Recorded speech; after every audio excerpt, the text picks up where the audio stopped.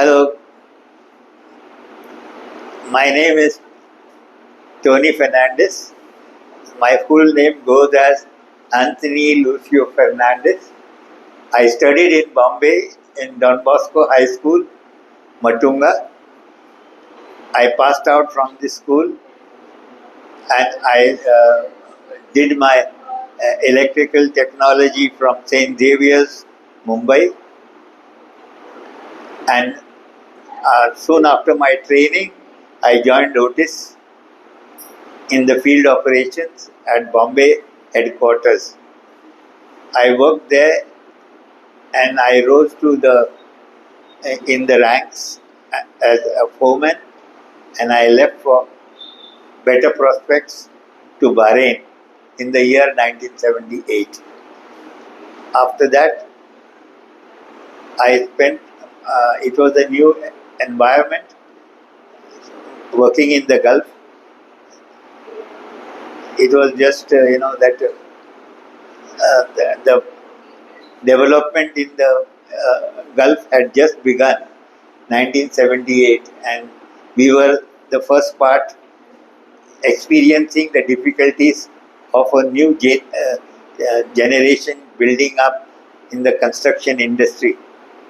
It was hard work, but we survived all the time. I spent 13 years in Bahrain. We worked with different nationalities, Pakistanis and Sri Lankan and Nepalis and many others. The experience was very satisfying because after 2 years, my family joined me. My wife is a teacher by profession and she was teaching in the Indian school, and my both children went to school in Bahrain till the Gulf War. The Gulf War began and everything went haywire. I had to send my family back to India, and I stayed back. In 1991, I too decided that I come back and join the Indian operation. So I came back and joined Otis again in the Bhopal division, MP. So I was looking after MP. I worked here for nearly 2-3 years from 1991 to 1993. I was looking after new installations all over MP, and there were some very difficult installations in MP. One of them was Tom's Idol, wherein I did a job of 53 meters, without scaffolding, and it was just an innovative idea that I got, and with the help of one of the erectors, a very well-known erector from Otis, Bombay, Mr. Gadkari, we could complete that job and hand it over to the customers. It was a long wait for this client. The material came nearly 5 years before we actually started the installation. And I promised the chief engineer when I took over that I will give him the job in working condition. So that was a very innovative experience, a very unique unique experience of doing a job. It was practically in the jungles. It was in a powerhouse. Lucky we were that we had power all the time. Then coming back from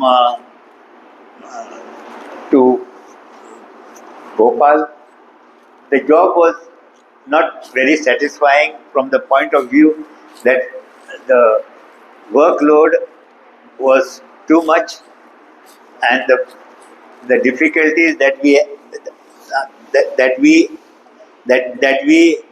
endured, were very difficult. I was out of the house for more than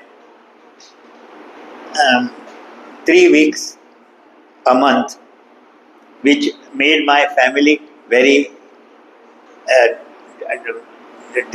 very difficult to face the life. So it was very difficult for them. So my wife said, what are you doing? Spending all the time at work. So I decided, that I should again see. So I spoke to my boss in Paris, Mr. Jack Lalo was his name, and uh, was he he was in an urgent need of someone with experience to start their dwindling operations in Sudan, Khartoum, the capital of the the Greater Sudan at that time. That was in 1993 May. I went to Khartoum all alone to start the operation, which had no nobody to handle that operation except a few Sudanese who did piecemeal work every day. So I had to start from scratch. This it was a very difficult. I met one man known as Dawood Maharaj. He was a Syrian, I was staying in his hotel, and he had a lift. So when I arrived there, he told me what difficulty. His lift never worked properly. So in my free time, after I finish my work, I come and attend to his lift. And in a month's time, it was working very fine. So he was very happy, and he gave me a homely treatment in his hotel, and told me that I should not run away from Sudan because it was a difficult station anyhow. No friends. I had to make all new friends, and also find staff, to run the operation. Very difficult to get technicians. So I was very lucky. There was a technical school, run by the Salesian fathers whom I knew from India, and I could get some boys from the technical school, and I train and bring them and train them, and that is how I started and put a foothold in Khartoum, a foothold that till today the people still contact me whenever they feel that they have nowhere to go. So I talk to them. Today, Khartoum is a civil war area where everything is lost. Nobody, people have run away from their homes. There is a civil war, so they are very disturbed lot, homeless, I could call them. Now let me tell you the experience in Sudan. It was during this time in Sudan. It was just they found oil, and with the oil money, they were developing themselves. So business was good. I sold a lot of lifts, and we maintained so over 200 elevators. That when I left Khartoum in 2008. I worked in there for nearly 15 years, 13 years. Then I was already 65 years old, and my wife wanted me back home because the children had grown up. They were all started going to college, and she was feeling lonely. So I decided to come back to India and join my family. My daughter was already married, my son too was married, and my son, uh, in 2009, my son shifted to America and to work, and my daughter was in Bombay, so I could give some time to them. Now they have all, she has come back to Bhopal and she is staying with us.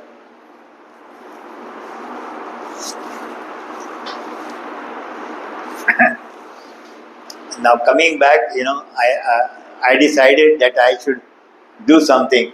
There was nothing better than doing farming. So I brought a plot of land in Kolar. I built a small farmhouse and I I am doing farming now, trying my skill, growing vegetables and fruits.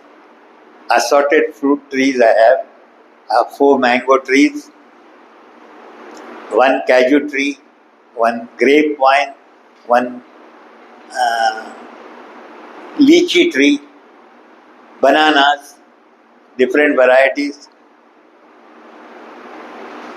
and my wife is very fond of flower, so she has a flower garden. And just now we are renovating. We have shifted this year. We have shifted completely to the farmhouse. Me and my wife, along with our niece Dia Pereira, who is an artist, and she has just given her high school exam, 10th standard, and next year on she will be pursuing her final 2 years of school, and then she is trying to go. She is trying to go. Hello. Now, then she will going to join